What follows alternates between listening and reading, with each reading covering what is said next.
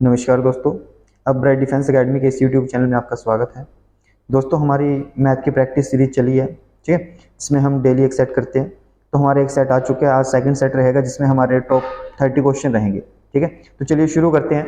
First question दोस्तों आपका कि 32a plus 32b is equal to 512, ठीक है। तो आपको बताना एवरेज बतानी है ए और बी की। एवरेज क्या होती है? आधा करना है दोनों को जोड़ के। तो सबसे पहले देखेंगे हमारे पास दिया क्या है यहाँ पर 32a और b। तो आप दोनों में से ना 32 कॉमन ले लीजिए, बचे क्या a प्लस में b, ठीक है। और बराबर कितना दिया ये 512, ठीक है। जब आप a और b को निकालोगे इस साइड तो यहाँ से ये कैंसिल हो जाएगा और ये कटेगा कितने पे दोस्तों? हमारे पास 16 पे। कितने पे कटेगा? 16 पे। यानी कि a प्लस बी की जो वैल्यू आएगी वो 16। उसने कहा क्या औसत बताएं। औसत क्या होता है? आंकड़ों का योग और नीचे आंकड़ों की संख्या। आंकड़ों की संख्या यानी कि कितने? ए और बी, यानी 2, ठीक है। कैंसिल आउट करेंगे तो कितना आ जाएगा? 8। तो आपका ऑप्शन नंबर सी सही हो जाएगा, ठीक है। चलिए नेक्स्ट क्वेश्चन की तरफ चलते हैं। यहां पर देखिए दोस्तों, इस प्रकार के क्वेश्चन बहुत आते हैं एग्जाम में और ऐसे क्वेश्चन आपका ना टाइम बहुत ज्यादा लेते हैं। तो आप देखिए सबसे पहले क्या दिया है, 8115 में न्यूनतम कौन सी संख्या मिलाने से आने वाली संपूर्ण वर्ग होगी, यानी एक परफेक्ट स्क्वायर होगी, ठीक है। तो ऐसे क्वेश्चनों में क्या करना है, सबसे पहले देखो आप कि हमारे पास यहां पर लगभग 8100 दिया है, ठीक है। और आप सभी जानते हो कि 8100 किसका स्क्वायर होता है दोस्तों? 90 का, ठीक है। बिल्कुल थोड़ा सा ही कम है, 8115 दिया है, यानी कि जो नेक्स्ट बनेगा स्क्वायर वो किसका बनेगा? 91 का। किसका बनेगा दोस्तों? 91 का, ठीक है। तो अभी आप इसको चेक कीजिए एक बार कि 91 का जब भी आप स्क्वायर करोगे, ठीक है, दो तरीके होते हैं। एक तो ये कि आपको स्क्वायर चेक करना है प्रॉपर है कितना ये। दूसरा आप ऑप्शन से कर सकते हो। ऑप्शन यानी कि जब आप 91 का स्क्वायर करोगे, लास्ट में इसके एक था, तो आपके आंसर में लास्ट में एक आएगा, ठीक है। क्या आएगा लास्ट में? एक। अब आप देखिए जोड़कर देखिए, यहाँ पर 349 सिर्फ लास्ट का डिजिट हुआ, 9, 9 और 5 आपके पास होता है 14, यानी कि 4 वाला ये नहीं हो सकता। उसके बाद आप यहाँ से उठाएं 6, 6 और 5 11, ये हो सकता है। और में भी चेक करेंगे, मतलब जिसमें एक आएगा वो आपका आंसर। उसके बाद है 4, 4 और 5 9। तो आपको चाहिए क्या? 90 के बाद डायरेक्ट आपके पास 91 का आएगा और 91 में आपको लास्ट में एक चाहिए। तो किसमें मिलता है दोस्तों आपको? ये 166 में, ठीक है। तो जब आप इसमें 166 जोड़ोगे तो आपके पास आ जाएगा 8261, ठीक है जी। और यही आपका सही आंसर होगा, यानी कि 166 आ जाएगा। क्लियर? आगे चलिए थर्ड क्वेश्चन की तरफ। अभी क्या दिया इसमें कि आपके पास 46 का स्क्वायर है। तो 46 के स्क्वायर को, सबसे पहले 46 का स्क्वायर होता क्या? तो ये दोस्तों जो होता है आपका ये आएगा 2116। कितना आएगा? 2116 आ जाएगा, ठीक है जी। अब उसने कहा ए के वर्ग में से घटाने पर हमें 485 मिलता है शेष, यानी कि जिसमें से घटाया 485 मिला। तो अगर हमें वो संख्या चाहिए तो आप 485 इसमें ऐड कर दो, ठीक है। तो ये कितना बनेगा हमारे पास? 2601। कितना बनेगा दोस्तों? ये 2601, ठीक है। तो ये जो ए है ना उसका स्क्वायर क्या है दोस्तों? 2601, यानी कि जो 2601 है वो किसका स्क्वायर होता है? 51 का, ठीक है। किसका होगा दोस्तों? ये 51 का होता है। क्लियर? तो आपका आंसर क्या आ जाएगा? ये ए की वैल्यू पूछी ना, तो आपका आंसर हो जाएगा 51, ठीक है। उसके बाद यहां पर क्या दिया देखिए, कहते हैं कि लगातार 4 सम संख्याओं ए बी सी और डी, ठीक है, और इनका योग कितना दिया दोस्तों? 180।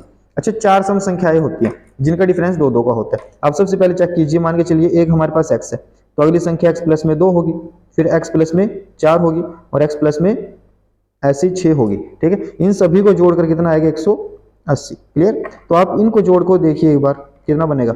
4x आए हैं, 1 2 3 4, ठीक है। उसके बाद 2 और 4 6 और 6 12, ये बराबर में कितना है दोस्तों? 180। तो जब आप इसको सोल्व करोगे तो यहां पर आपके पास कितना आ जाएगा? आपके पास x की वैल्यू आएगी 42। कितनी आ जाएगी? 42, यानी कि सबसे छोटी संख्या आपकी कितनी थी? 42, ठीक है। अब आप ध्यान से देखिए इसको, सबसे पहले 42, फिर 44, फिर 46 और फिर 48। इन चारों का जोड़ दिया हमें कितना? 180। आपको अगली 4 सम संख्या, अगले लगातार 4 सम संख्या के सेट का योग कितना होगा?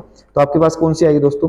50, 52, ठीक है, ऐसे ही 54 और ऐसे ही 56। तो जब आप इन सभी को जोड़ोगे दोस्तों तो आपका आंसर क्या आ जाएगा? 212, ठीक है। तो आपका आंसर क्या होगा, 212 हो जाएगा। क्लियर है। जब भी आपके पास 4 ऐसे सेट दिए जाए तो आपको क्या करना है, जो भी योग देना उसमें आप 32 जोड़ दो। कितने जोड़ोगे, 32, तो आपका आंसर आ जाएगा। इसमें 32 जोड़ोगे तो 212 हो जाएगा। क्लियर। आगे चलिए।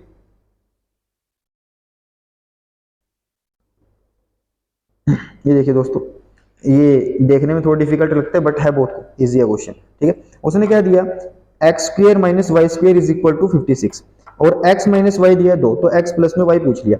तो यानी कि आप इसको देखिए, सबसे पहले फॉर्मूला बनता है x प्लस वाई और x माइनस वाई। ये लिख सकते हो आप इसको a square minus b square, वही है, तो इज इक्वल टू 56। ठीक है। और उसने इसकी वैल्यू दी है कितनी, 2, यानी कि यहां पर 2 इंटू एक्स प्लस वाई, यानी कि किसकी मल्टीप्लाई 2 के साथ करें कि 56 आ जाए। तो दोस्तों x प्लस वाई क्या हो जाएगा हमारे पास, 28। किसके साथ करनी चाहिए, 28 के साथ करनी चाहिए। ऑप्शन नंबर बी आपका सही आंसर हो जाएगा। क्लियर। चलिए आगे देखिए, थोड़ा सा ध्यान से समझिए इसको, देखने में थोड़ी दिक्कत है इसमें। कहते हैं कि यदि 2x, क्या दिया दोस्तों, देखिए 2x is equal to 3y। ठीक है। उसके बाद दिया 3y is equal to 5z। ठीक है। और x और z का रेशो पूछे, तो आप कैसे करोगे ऐसे क्वेश्चन को। जो हमारे पास दोस्तों ये होता है ना, इनको पलट दो आप, 3 को इस साइड ले जाओ, 2 को इस साइड, यानी कि इनका रेशो क्या बनेगा, 3 और 2 का। अब आप इसको पलटो, यहाँ से 5 को इस साइड ले आओ, 3 को इस साइड लेके आओ, तो जो y और z का रेशो आएगा दोस्तों, वो आएगा 5 और 3 का। समझ आया यहाँ तक। तो आपके पास x और y का रेशो कितना, 3 2, और इसका कितना आएगा, 5 3। तो आप इसको कैसे लिख सकते हो प्रॉपर, एक बार मैं इसको रफ करता हूँ। ठीक है। आप ध्यान से देखिए, हमारे पास रेशो क्या है, 3 2 और 5 3। ठीक है। देखिए 3 2 और 5 3। ठीक है। इस प्रकार से लिखोगे आप, ये x, ये y और ये z। तो आपको क्या करना होता है ऐसे में, जो ये स्पेस बचता है ना, इसमें आप साइड वाले को बिठा दो, यानी कि जैसे यहाँ पे 2 और यहाँ पर 5, तो 5 दिए 15, फिर यहाँ पे 10। ठीक है। और यहाँ पर कितना आ जाएगा दोस्तों आपका, 3 दूनी 6। ठीक है जी। तो उसने क्या पूछा, x और z का रेशो, x और z यानी कि x ये रहा, z ये रहा, तो इनको काटोगे जब आप 15 और 3 6 को, तो 3 5 15 और 3 दूनी 6, यानी 5 और 2 का रेशो आएगा, और ऑप्शन नंबर आपका सी हो जाएगा। समझ आई बात। तो इस प्रकार से आप कर सकते हो। अच्छा, और कैसे आ सकता है, अब की बार तो जैसे मल्टीप्लाई में थे 2x, इस प्रकार से दिया था ना आपको कि 2x is equal to 3y, तो आपको क्या करना है, ऐसे पलट देना है इनको। अच्छा, अगर वो सीधा दे x बाय 2 और y बाय 3, तो आपका रेशो क्या हो जाएगा दोस्तों, डायरेक्ट 2 और 3 का हो जाएगा। ठीक है। इस प्रकार से भी कर सकते हो आप क्वेश्चनों को। आगे देखिए नेक्स्ट क्वेश्चन की तरफ। कहते हैं कि एक वृत्त का व्यास 14 सेंटीमीटर है। ठीक है। वृत्त का व्यास कितना है दोस्तों, 14 सेंटीमीटर। उसके बाद यहाँ वहां एक आयत है जिसका क्षेत्रफल वृत्त के क्षेत्रफल का आधा है। उस आयत की लंबाई 11 सेंटीमीटर है। तो आयत की परिधि, परिधि यानी कि जो बाहर वाली होती है उसकी, ऐसे। ठीक है। यानी कि इन चारों भुजाओं को जोड़ दो, परिधि आ जाएगी। तो सबसे पहले देखिए दोस्तों, आपको याद रखना कि अगर आपका व्यास 14 है तो आपका रेडियस कितना होगा, 7 हो जाएगा। ठीक है। और अगर रेडियस 7 रहे तो इसमें क्या होता है, सर्क्यूमफ्रेंस दोस्तों इसका रहता है 44। कितना रहेगा, 44। और जो एरिया रहेगा वो आएगा 154। ठीक है। तो इस प्रकार से हमारा एरिया ऐसा आएगा। अब उसने क्या कहा, वहां एक आयत है जिसका क्षेत्रफल वृत्त के क्षेत्रफल का आधा है, यानी वृत्त का क्षेत्रफल कितना है दोस्तों, 154 आया। ठीक है। तो अगर आप इसको और देखोगे तो आपके पास कितना बन जाएगा, ये 77 बन जाएगा। कितना बनेगा, 77, यानी वृत्त का क्षेत्रफल आधा है ना, आधा करो कितना आएगा, 77। ठीक है। तो उसके बाद उस आयत की लंबाई दी है, यानी कि है ना जो, इसकी लंबाई दी है दोस्तों 11। कितनी दी है, यहां पर आपको दिया 11।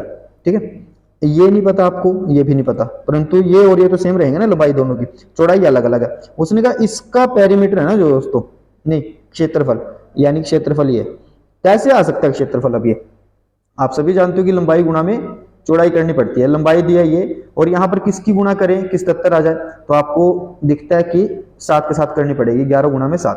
ठीक है। अब लंबाई आपके पास 11 और चौड़ाई आपके पास 7। तो आपको पूछा कि उसने परिधि, परिमाप, ठीक है, इनको जोड़ दो आप, 11 ये 11 ये, तो 11 और 11 दोस्तों कितने होंगे, ये 22। ठीक है। प्लस अभी 7 और 7 14, ये हो जाएंगे, ठीक है। तो आप दोनों को जोड़ो, कितना आ जाएगा 36। यही आपका परिमाप आएगा दोस्तों किसका, आयत का। समझ आई बात। ये वाली चीज आप जरूर याद रखिए कि अगर आपकी रेडियस 7 है तो आपकी जो परिधि होगी, सर्कमफ्रेंस होगा 44 और एरिया कितना हो जाएगा 154, ठीक है। यहां से आपके काफी क्वेश्चन बनते हैं, जैसे एक ट्रिपलेट वाला बताया था मैंने लास्ट क्लास में, ठीक है, वैसे ही ये याद रखना है आपको। उसके बाद नेक्स्ट क्वेश्चन की तरफ चलिए। इसमें देखिए दोस्तों क्या पूछा गया, कहते हैं 6, 10, 7, 6, 12, मतलब इन सभी की आपको माध्य का मीडियन बताना है। मीडियन का क्या चक्कर होता है दोस्तों, आपको क्या करना होता है, सीरीज में लगाओ सबसे पहले इनको, बढ़ते क्रम में, इंक्रीजिंग ऑर्डर में, ठीक है। जितने जितने है वो लिख लो। सबसे पहले 6 देखो कितनी बार है, 1, 2, ठीक है, 2 बार है तो 6 और 6। उसके बाद देखिए 7 को, 1, 2, 3, तो 3 बार 7 लिखेंगे, ठीक है जी। 7 के बाद 8 देखिए, 8 एक बार है। फिर आगे 9 देखिए, 9 भी एक बार है।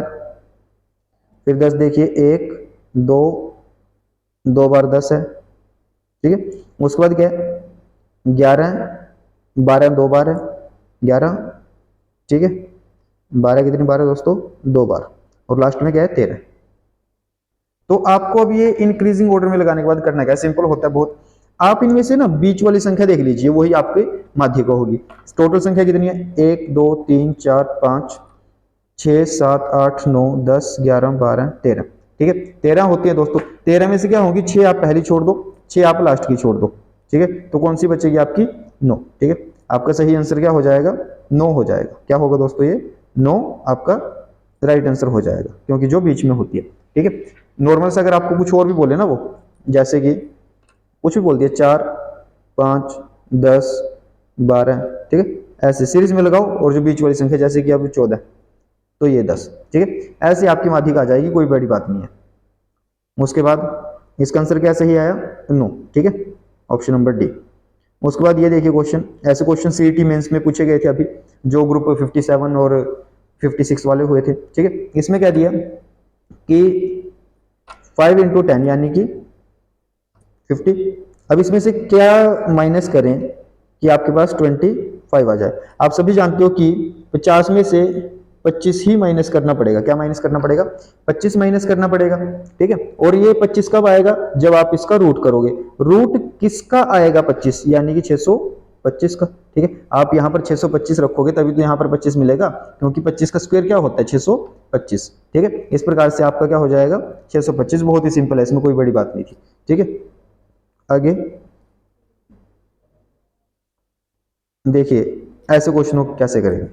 120 रुपए को ए बी सी में इस प्रकार बांटा गया कि ए का अंश बी के अंश से 20 रुपए अधिक और सी के अंश से 20 रुपए कम हो, तो बी का बताना है आपको। ऑप्शन दिए 4, ठीक है, इनमें से ही हो सकता है बी का। अब मान के चलिए कि आपने 10 रुपए मान लिया, बी के हिस्से कितने आए 10 रुपए, तो ए के पास बी से 20 रुपए ज्यादा है, यानी कि 30 हो जाएंगे। और फिर सी के अंश से 20 रुपए कम भी है ये, ठीक है। तो कितना हो जाएगा, सी 50, तभी कम होंगे। देखो 20 कम हुआ और ये 20 ज्यादा हुआ। टोटल चेक करो, 50 ये बनते हैं 90, और उसने जबकि क्या कहा 120 रुपए बांटे, यानी कि आपका ऑप्शन नंबर ए गलत है, ठीक है। सेकंड ऑप्शन देखोगे आप, वो आता है आपके पास कितना 20। अगर मैं बी को 20 मान लूं तो इससे 20 ज्यादा होगा ए, कितना हो जाएगा 40, और 40 क्या है, सी से 20 कम भी है, यानी कि सी कितना हो जाएगा 60, ठीक है। अभी इनको जोड़ के देखिए आप कितना आएगा 120, और यही आना चाहिए था, ठीक है। तो आप ऑप्शन से बहुत अच्छे से कर सकते हो इनको। अगर आप और भी ऑप्शन ट्राई करोगे 24 मानोगे 28, तो आपका नहीं बनेगा, ठीक है, क्योंकि टोटल भी 120 आना चाहिए आपका। तो आपका राइट आंसर क्या हो जाएगा दोस्तों, 20 हो जाएगा। क्लियर, चलिए आगे। कहते हैं चित्रा एक पासा फेंकती है, उसे 2 से कम मिलने की संभावना क्या है। देखिए पासा क्या होता है, उस पर 6 तक नंबर होते हैं, कितने नंबर होते हैं 6।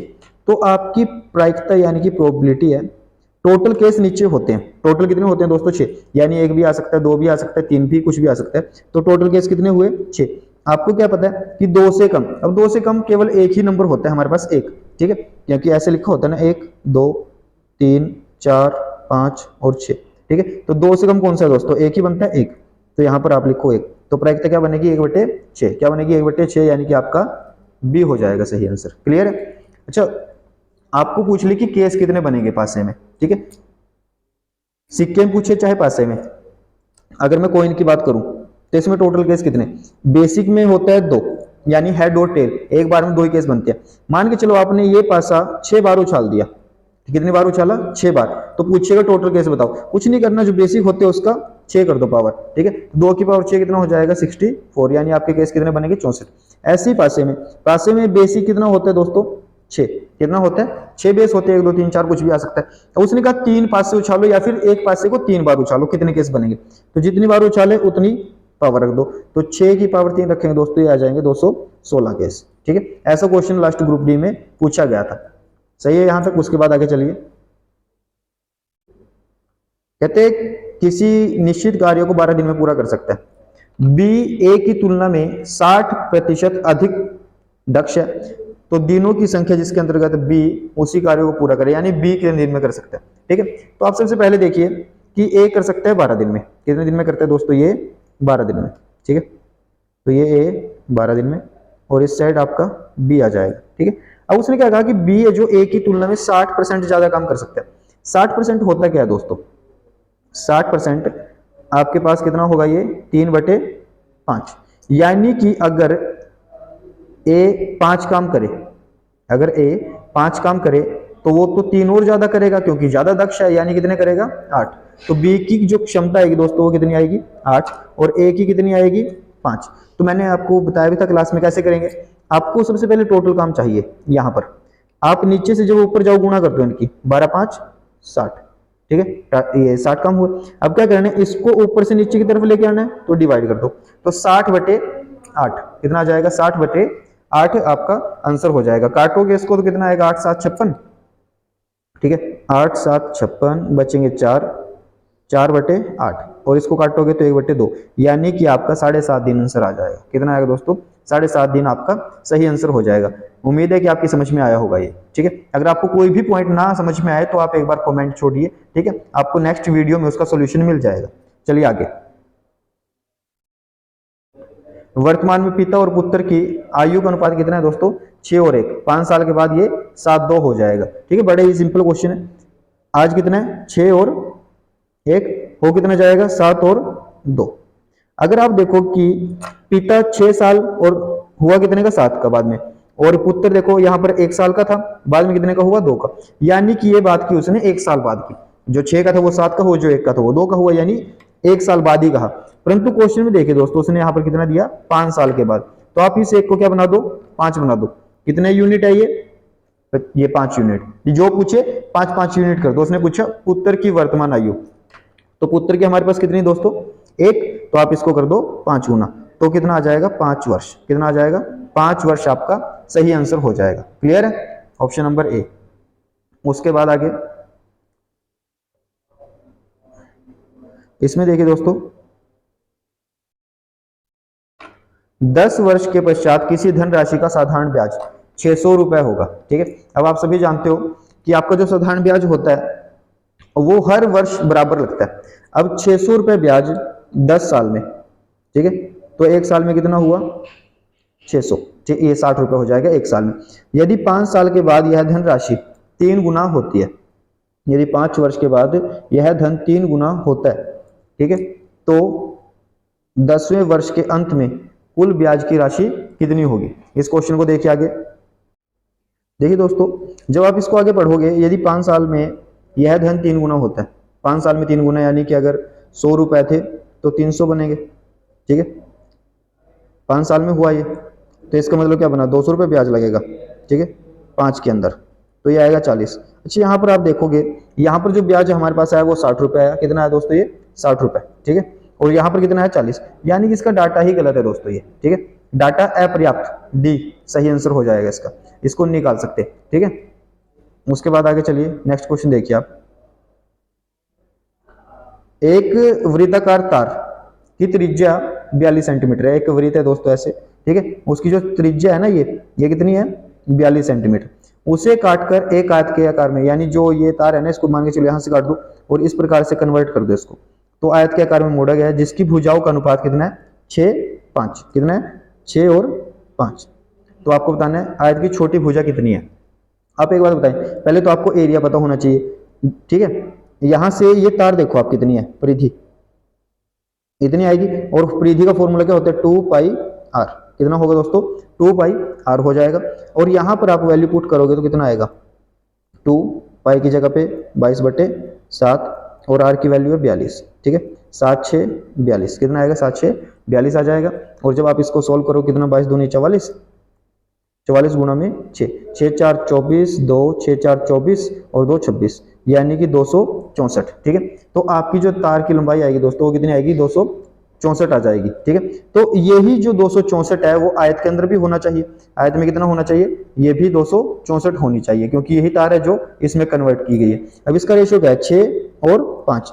अगर ये 6 है दोस्तों तो ये वाली भुजा भी आपकी कितनी हो जाएगी, 6 हो जाएगी। कितनी हो जाएगी, ये भी 6 और ये भी 5। अब देखो परिमाप क्या होता है, सबको जोड़ना पड़ेगा, 6 और 6 12, 5 और 5 10, 12 और 10 आपका कितना हो जाएगा, 22, ठीक है। यानी कि आपकी जो परिधि आएगी दोस्तों वो हमारे अकॉर्डिंग कितनी आई, 22, ठीक है। कितनी आ जाएगी ये, 22।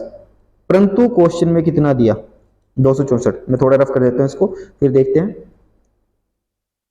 हमारे पास देखिए, हमारे पास कितनी आई 22 और क्वेश्चन में कितनी आई 264, ठीक है। आप कैंसिल कीजिए इसको, 22 एकम 22 बचेंगे 4, 22 दूनी 44, यानी कि 12 गुना। जो भी पूछे दोस्तों वो 12 गुना हो जाएगा। पूछा क्या उसने, आपको छोटी भुजा की माप पूछी, छोटी भुजा यानी कि 5 दी थी, तो 5 को आप 12 के साथ गुणा कीजिए तो 12 पंजे 60, कितना आ जाएगा, 60 हो जाएगा। तो आपका सही आंसर क्या हो जाएगा, 60, ये 60 सेंटीमीटर, ठीक है। उम्मीद है कि आपकी समझ में आया होगा ये। उसके बाद नेक्स्ट क्वेश्चन देखिए,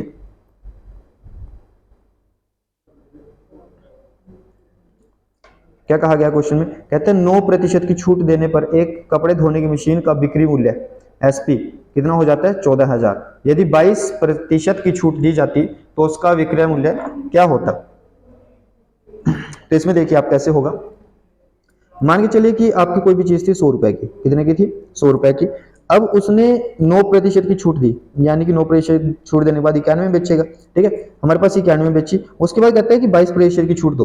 तो जब आप 100 के ऊपर 22 की छूट दोगे तो ये कितना बनेगा दोस्तों, हमारे पास 78, यानी कि 78 में बेचनी पड़ेगी। तो चक्कर क्या है, पहले उसने बेची 14,000 में, हमारे पास कितने बेची थी, 91 में, यानी कि इस 91 की वैल्यू कितनी दी उसने, 14,000। कितने दिए, 14,000। जितने गुना दोस्तों ये हो जाए उतने गुना आप इसको कर दीजिए तो आपका सही आंसर आ जाएगा। मैं करके दिखाता हूं एक बार इसको, ठीक है। इस प्रकार से देखिए आपके पास 91 की वैल्यू कितनी दी थी, 14,000, ठीक है।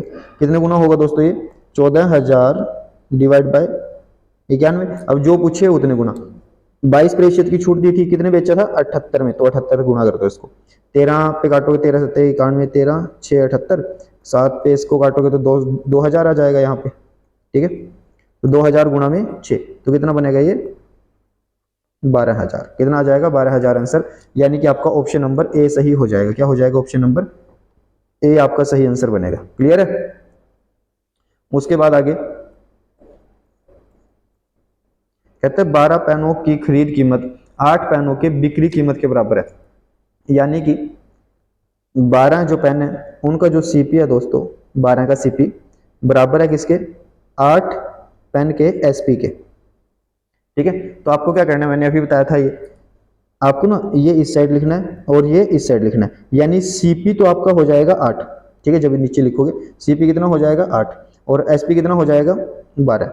अब आप ध्यान से देखो, 8 की चीज 12 में बेची तो यहाँ पे क्या हो जाएगा, प्रॉफिट 4 रुपए का, 4 8 के ऊपर कितना आएगा, 50% है। सिंपल सी बात है ना। तो ये दिखता है देखो कि 4 दिया है प्रॉफिट और 8 के ऊपर आधा प्रॉफिट है बिल्कुल, तो आधे का मतलब क्या होता है, 50%, ठीक है। कितना हो जाएगा, 50% लाभ हो जाएगा। समझ आया आपकी, कुछ नहीं करना होता, सिंपल जो यहां पर दिया वही लिख दो आप, ठीक है।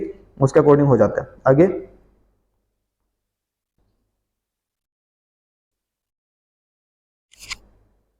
आगे देखिए दोस्तों क्या किया, कहते हैं कि 5 वर्ष पहले पी तथा क्यू की जो उम्र थी ना, उनकी एवरेज कितनी थी, 15। एवरेज 15 थी दोस्तों। एवरेज अगर 15 थी, इसका मतलब क्या है कि उसने पी को भी 15 वर्ष का बोल दिया और क्यू को भी 15 वर्ष का। तो यानी कि पी प्लस क्यू दोनों का जो टोटल होगा वो 15 दूनी 30, और कब, 5 साल पहले, ठीक है।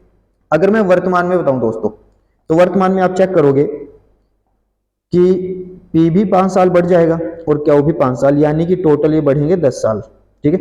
तो वर्तमान में इन दोनों की आयु का जोड़ कितना हो जाएगा, 40 वर्ष। कितना हो जाएगा, 40 वर्ष हो जाएगा। ये तो था पी और क्यू, क्लियर है, सिंपल। उसके बाद कहते हैं पी क्यू तथा आर की वर्तमान आयु का औसत कितना है, 20। अब क्या आया, पी क्यू और आर, इनका औसत दिया है दोस्तों 20। औसत 20 होने का मतलब ये कि टोटल उनका बैठेगा 60। कितना होगा, 60। आप सभी जानते हो कि पी और क्यू का टोटल कितना आया, यहां पर हमारे 40 आया। कितना आया, 40। यानी इन दोनों की जगह पे 40 रख सकते हो, और तीनों की जगह पे क्या लिखा, 60। यानी कि इस आर की वैल्यू जो आएगी दोस्तों, वो कितनी आएगी, 20। कितनी आ जाएगी, 20।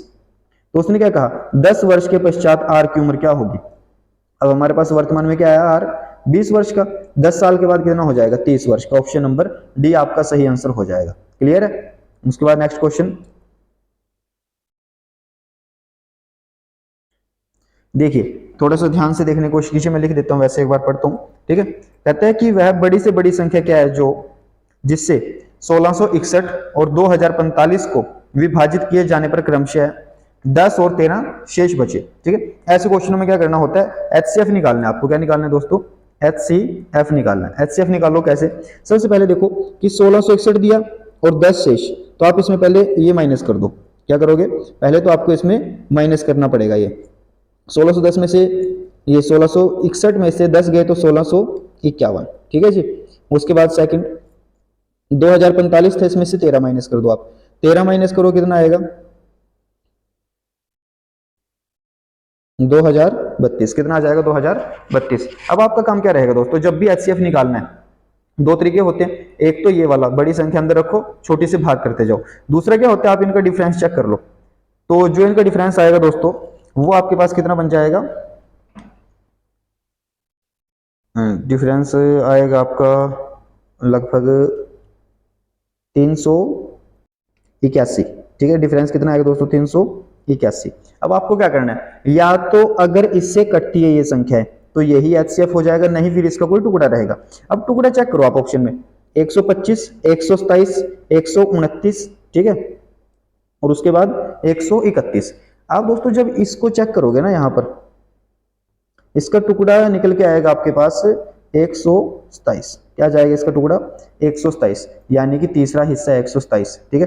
तो आपको चेक करना है कि अगर इससे हो जाए तो ठीक है, अदरवाइज इसके किसी टुकड़े से होगा। तो 127 आया दोस्तों, और 127 से जब आप इनको डिवाइड करके देखोगे तो पूरे पूरे कट जाएंगे ये, ठीक है। तो आपका सही आंसर क्या हो जाएगा, 127 हो जाएगा, ठीक है। नेक्स्ट क्वेश्चन, अच्छा क्वेश्चन है दोस्तों ये भी। यहां पर लिखा है 243 की पावर n बाय 5, फिर यहाँ पर 3 की पावर ऐसे लिखी है, यहाँ पर भी 3 की। आप दोस्तों क्या करो, जो 243 और ये 9 है ना, यहाँ पर इनको आप चेंज करो, इनके बेस सेम कर दो, 3 बना दो सबको। अब अगर मैं लिखना चाहूं तो 243 को क्या लिख सकता हूं दोस्तों मैं, 3 की पावर 5, ठीक है। 3 की पावर 5 लिख सकते हैं इसको।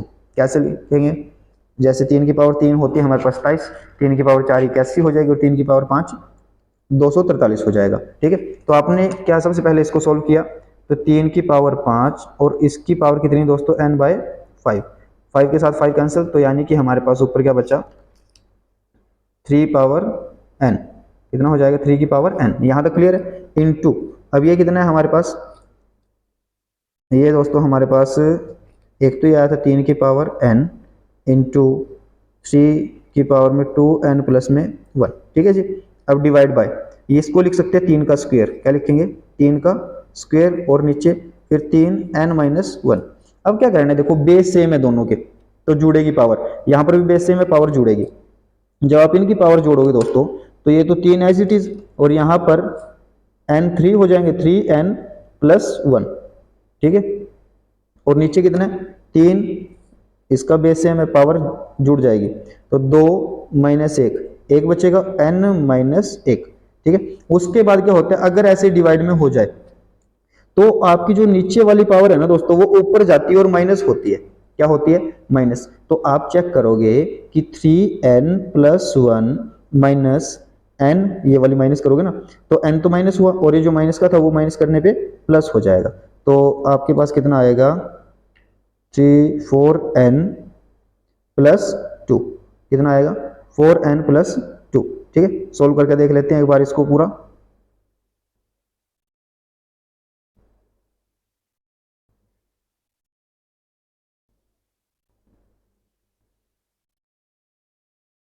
देखिए इसमें एक मिस्टेक हुई है, यहाँ पर n लगेगा फिर, ठीक है, क्योंकि 3 का स्क्वायर तो ये था 9 और n था ये ऐसे, ठीक है। तो ऊपर कितना आया था हमारे पास 3 की पावर, इनको जोड़ेंगे 1 n ये 2 n ये, तो 3 n प्लस 1, ठीक है जी, ऐसे है। और नीचे कितना था 3 2 n ये 1 n ये, यानी कि 3 n ये और माइनस 1, ठीक है।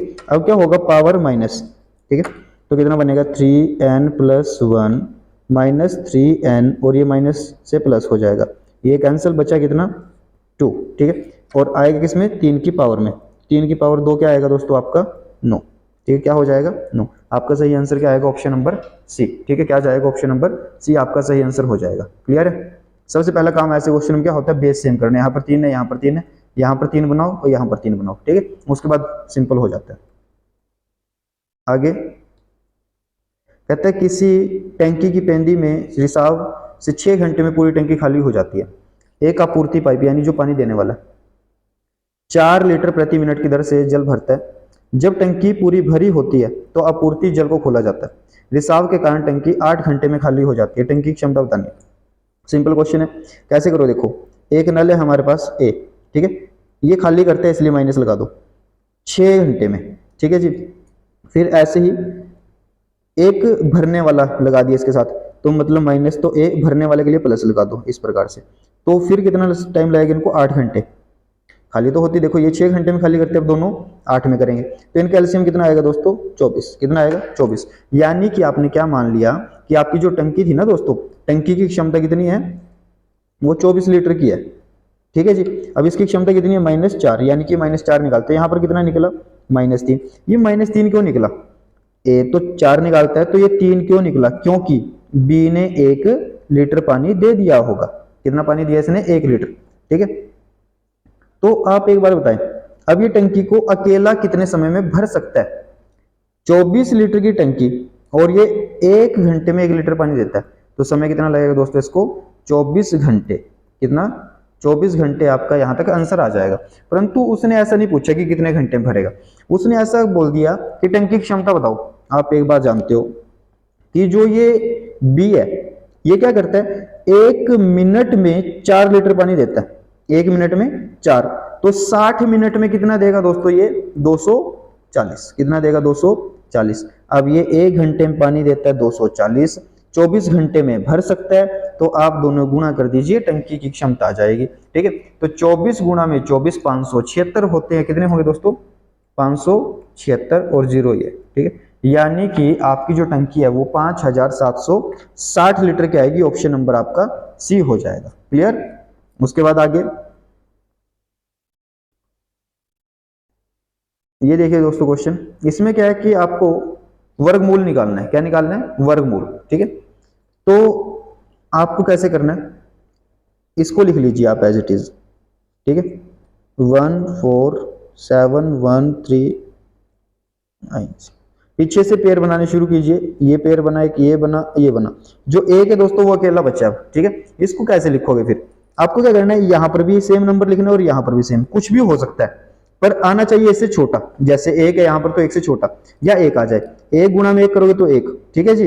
अब आपके पास क्या रहा, 1 खत्म 0, अब आपको ये 2 पेयर उतार लेने हैं, ठीक है 47। अब यहां पर देखिए 1 1, इन दोनों को आप जोड़ोगे, अब ये आएगा 2। अब यहां पर क्या रखें कि उसकी मल्टीप्लाई उसी के साथ करें कि 47 से छोटा या 47 आ जाए। तो यहां पर आप देखिए दोस्तों, अगर 1 रखोगे 21, 21 गुणा 1 तो 21 ही रहेगा, आप 2 रखो 22 गुणा में 2 तो 44 हो जाएगा। अब बचे कितना 3, ऊपर से उतार दो आप 13, ठीक है। अब क्या करना है, जिसके साथ गुणा की ना वो जोड़ना पड़ेगा, इसके साथ की थी 2 के साथ 22 में, तो आपके पास क्या बनेगा 22 और 2 24, कितना बनेगा 24। अब आपको यहां पे रखना है कुछ ऐसा कि ये आए ऐसे छोटा है। अगर आप दोस्तों यहां पर 2 रखोगे ना, यहां पर अगर आपने 2 रख दिया तो 242 गुना में 2 यानी 484 आएगा, जो कि इससे बड़ा है। तो आपको क्या करना पड़ेगा, 1 रखना पड़ेगा, ठीक है। 241 गुना 1 तो यहां पर आ जाएगा 241। आगे भी सोल्व कर सकते हो, जरूरत नहीं पड़ेगी, पर यहां पर आप ये संख्या देखो कौन कौन सी आई, 1 2 1।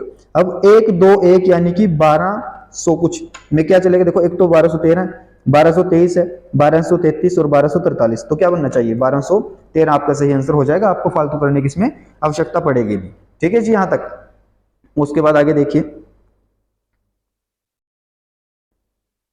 ये सेम क्वेश्चन दोबारा आया, इसका आंसर हमारा 20 आया था। ठीक है, आगे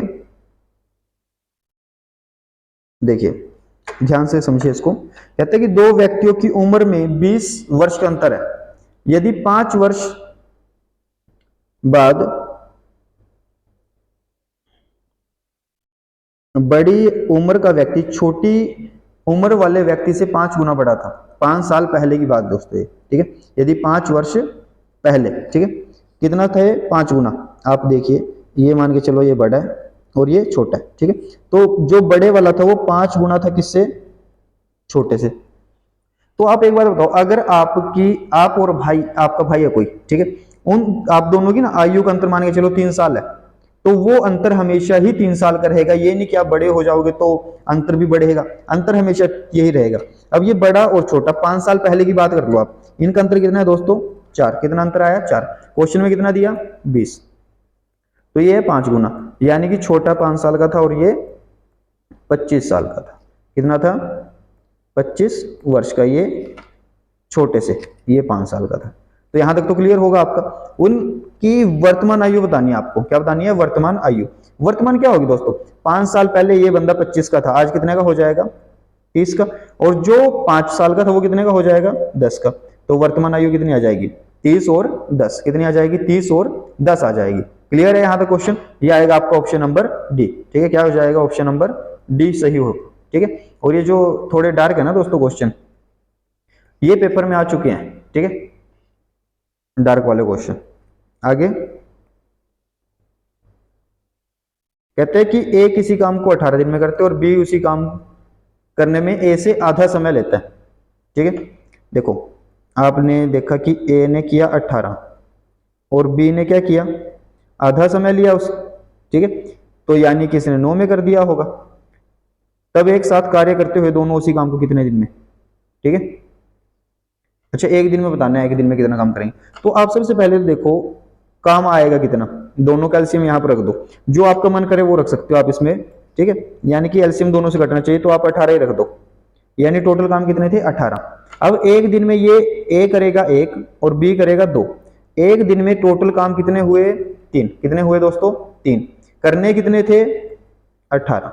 ठीक है, उन्होंने कहा ना कि कितना भाग एक दिन में करेंगे, तो 3/18 काम करेंगे, यानी कि 1/6, छठा भाग करेंगे।